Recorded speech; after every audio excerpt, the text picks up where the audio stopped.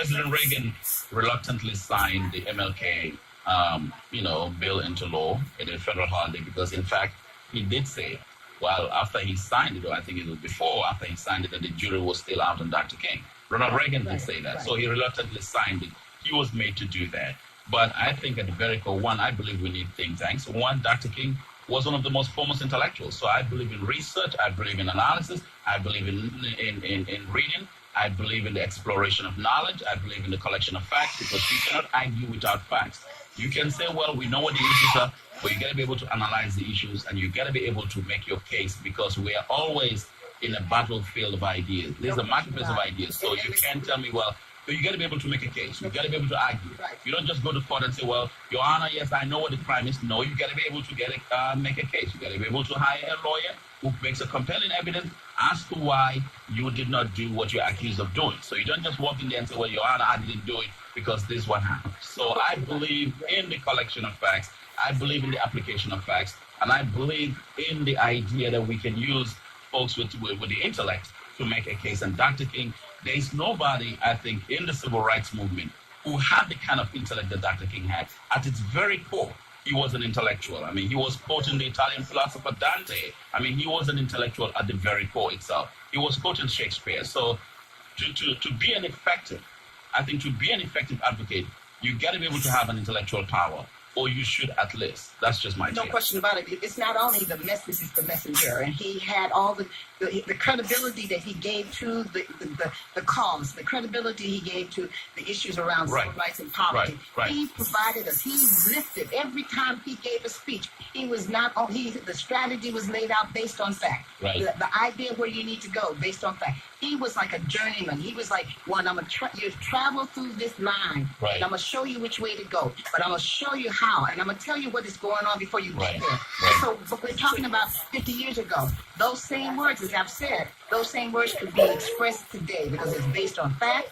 It was based on his heart. It was based on what he knows. He could see America, and he described America to us. And that same description that you guys know, it's very similar, unfortunately, to what we see today. Right.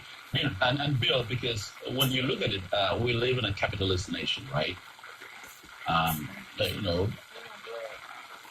it's a marketplace of ideas. There are people that support different ideas. They don't say, well, we like this idea, but they make a case, right? They make a case for those ideas. They make an intellectual case. They make an intellectual argument, and they sell it to the public domain. Well, it's important. The war in Iraq. Okay, we move away from the war in Vietnam. The war in Iraq.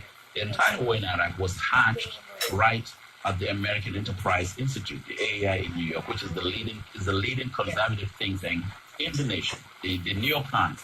It was the intellectual bedrock for the war in Iraq, making an intellectual case for it and selling it to the public. So for you to fight for your ideas and to espouse the ideas of equality, you've got to be able to also lay a compelling and equally compelling foundation for equality and make your case. Well, it's important as an attorney. I deal in facts and I deal in marshaling facts in order to persuade either a judge or a jury. Right. That's critical. The real issue, I think, that Roland may have been getting to is not that intellectualism isn't important or being educated isn't important. It's what do you do with that? And one of the problems that I think we've seen over the last 50 years is, despite the intellectual firepower that Dr. King had, the question is, what did we do with that, and who since Dr. King has come out with comparable intellectual firepower to get people enthusiastic about the ideas? Because it's one of those things where you can't push people, you have to draw them in. And the question is, who has been able to do that over the last 50 years? We've seen Ronald Reagan be able to do it with neocons. We've seen George H.W. and George Bush be able to do it with neocons. Right. And we've seen Donald Trump be able to do it with know-nothings. So the point is what do we do on the other side where we are trying to create an America that addresses poverty, addresses human rights, addresses civil rights? Where are the idea makers on our side as well as the doers? Because for every Dr. King, you need a Jesse Jackson. Right. And I would say that you mentioned Jesse Jackson, and I want to give credit to President Obama. I mean, we're talking about doers. We're talking about the history. Where have we been in those 50 years? Right. We have to give credit to that movement right. Behind the first African American president. We didn't just show up and go and just drop it in the ballot. That was a process. Right. That were people that heard the message. That was someone, President Obama, who had the word, who understood what Dr. Martin Luther King said. And he is a part of that dream that was being deferred so many years. So I want to say on the other side, there were the Reverend Jesse Jackson. There were and there is President Obama. Well, I don't disagree with you. I'm just saying that as we look today in 2018, the question is who is out there with the intellectual firepower. We have people who are on the front lines. Right. We see certain people like Nina Turner or Dr. Martin Luther King, if I could almost read it verbatim, he said there should not be one Messiah to change this world. He said that himself. I am not that, and we should not look for that one Messiah. I am the voice. But you know, it's interesting you mentioned Reverend Jackson because I was watched his 84th speech at the Democratic Convention, right? And if you've not, please do so because I read that speech graph by graph, paragraph by paragraph. If you listen to the entire speech, the words that were spoken, that speech mirrors the same, almost in the same fashion, the same words that were used that Obama gave in 2004. Yeah, and you're absolutely correct, guys. That speech so about right, it's not one blue and all of stuff. That's right. You could actually say that Obama's 2004 speech came out of Jesse Jackson's 1984 speech. So the historical lineage here is not lost. It's not. Right. You know, I mean, it was as if the same speech that Jesse Jackson gave. I know Obama is an intellectual, so I'm sure he's read some of the most important speeches. He's read Jesse Jackson's speech, and I think that speech that he gave in 2004 came out of that Jackson speech in '84 because every graph that was used in Obama's speech is in the same similar fashion that Jackson talked about back in '84. And so that speaks to where they, meaning Reverend Jesse Jackson, President Obama, also read probably all of the speeches of Dr. Martin Luther King. So we're talking about, you mentioned that Dr. Martin Luther King, well-learned, studied, read. Right. We take threads from the experts along the way in history. And Dr. Martin Luther King expressed history based on his knowledge. Right. And so President Obama today. And so we're not, in this business, Dr. Martin Luther King said, not one Messiah. Surely there needs to be, like you're saying, Bill, there should be a messenger. And you do need a messenger. That was there, and messengers who stand out there who can get the message across to the world. And Dr. Martin Luther King was that person. And just so the record will show, so was President Obama.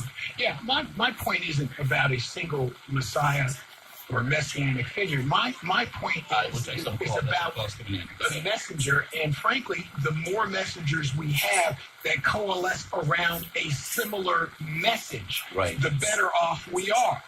But the question is, where are we today in terms of coalescing around a singular message? We have difficulty doing that in Detroit, much less in the country as a whole. We're not coalescing around the message of poverty, right? That's correct. That's so true. Right. And that was part of what. And it's so obvious. It's so obvious when you look around those who are so visibly quiet about poverty. I mean, you see that in Detroit. You see that in other urban areas. And frankly, the only person that I can look to right now that in a big way has picked up the standard for poverty is Reverend William Barber, who is leading the Poor People's Campaign, the moral movement. And the question is, will we join in that, and will we select leaders, political leaders, who will say, you know, he's got a point there. We should be coalescing around that. In one of Dr. Martin Luther King's speeches, he did say that those who are silent are part of the problem. Those are his words. That's 50 years ago today, and we're still speaking it today. Silence is agreement sometimes. Let's go to Brian. Brian has a question or comment. Speaking of leadership, I just really honestly think it's hard to. I hope everybody can watch Tracy Martin's interview with the gentleman that's going to be on. That's going to talk about the King assassination and the facts. And there was somebody that spoke at Charles Wright the other day. I didn't make it there, but he spoke on it as well. When you guys find out the truth about a lot of things, As me, going on 58 this year, I'm not shocked. But in 2000, when we sued Home Depot in Southfield, store 2711, and put them on 7 Mile Myers, let me tell you something. This is fact, and I can speak it myself. I took these pictures with my group, with Jesse Jackson, and I won't go into the details, but I can personally tell you, he did not help us. And that rainbow means out of your pocket, over the rainbow in your head. And I'll leave on this note. There's no leaders today, and go get them, Bill. 313-778-7600, 313-778-7600 is the number to call. Let's go back to the war in Vietnam speech. Take a listen to Dr. King here, arguing against war and arguing in favor of resources for the poor and the marginalized. Take a listen. Told them that Molotov cocktails and rifles would not solve their problems. I have tried to offer them my deepest compassion while maintaining my conviction that social change comes most meaningfully through nonviolent action. But they ask, and rightly so, what about Vietnam? They ask if our own nation wasn't using massive doses of violence to solve its problems, to bring about the changes it wanted.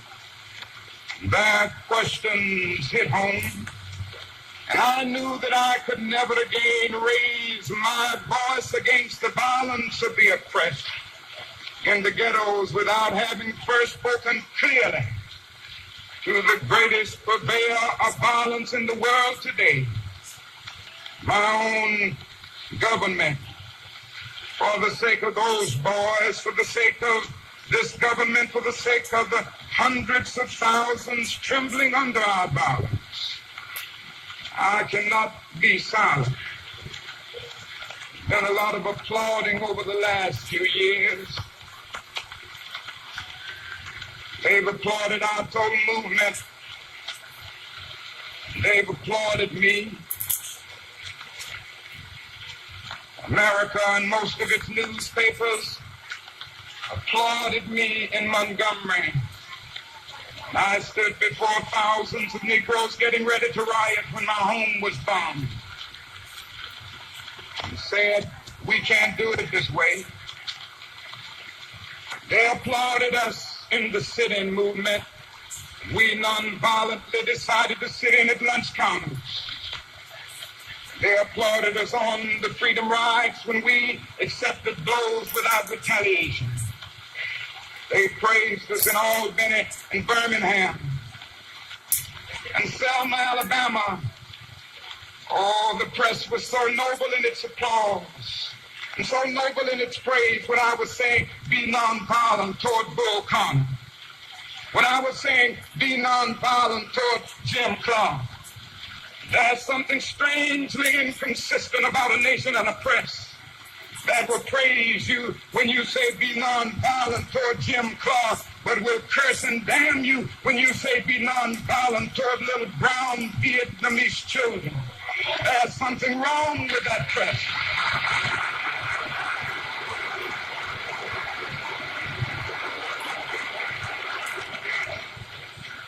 And as if the weight of such a commitment to the life and health of America were not enough, another burden of responsibility was placed upon me in 1964.